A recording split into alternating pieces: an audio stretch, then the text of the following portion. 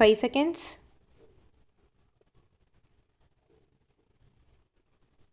Comments. First and foremost, I express appreciation to the Chiefs of Staff Committee for organizing this function where I get the opportunity to interact with the dignitaries and senior officers from our armed forces. I am touched by the warm reception extended to me and the kind words said about me. 5 years ago, when I took over the office of the President, I consciously decided to meet our Javans posted at the borders in difficult terrain and climatic conditions. In fact, my first visit outside Delhi after taking charge as Supreme Commander of Armed Forces was to Leh, Ladakh in August 2017, where I interacted with the personnel of Ladakh Scout battalions. I vividly remember how nicely General Bipin Rawat briefed me about the military establishments at Leh. He was an extraordinary military leader and will forever be remembered for his exceptional service to the nation. I take this opportunity to pay my humble tributes to him. In the last 5 years, I have had the privilege of visiting many military institutions and units in far-flung areas where I had occasions to interact with the brave personnel of Army, Navy and Air Force. Their devotion to duty, their spirit of service before self and a commitment to the cause of national security inspires the entire country.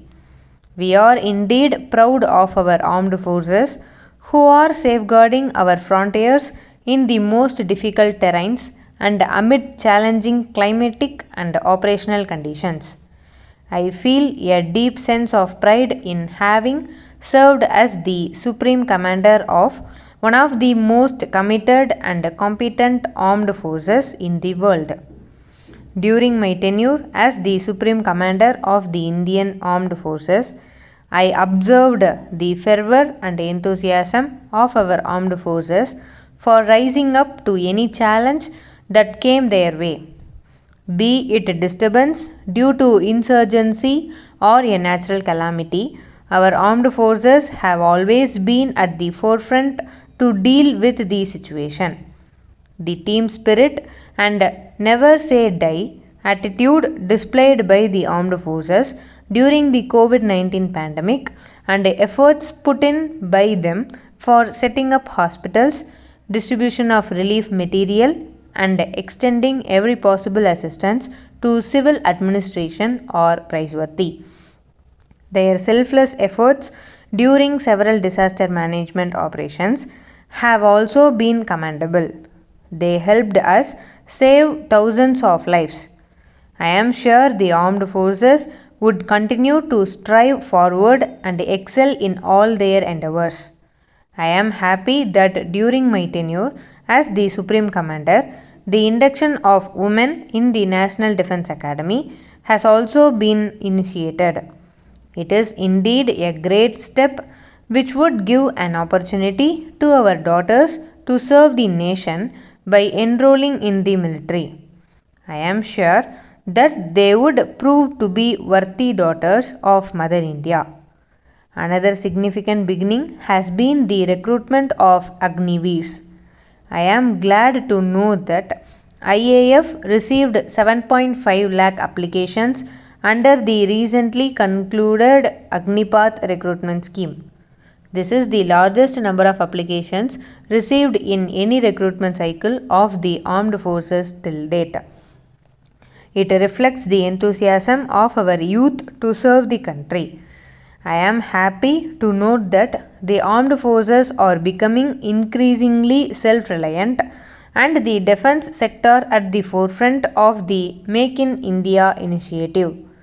The development of indigenous manufacturing capabilities is an impressive contribution to the making of an Atmanirbhar Bharat.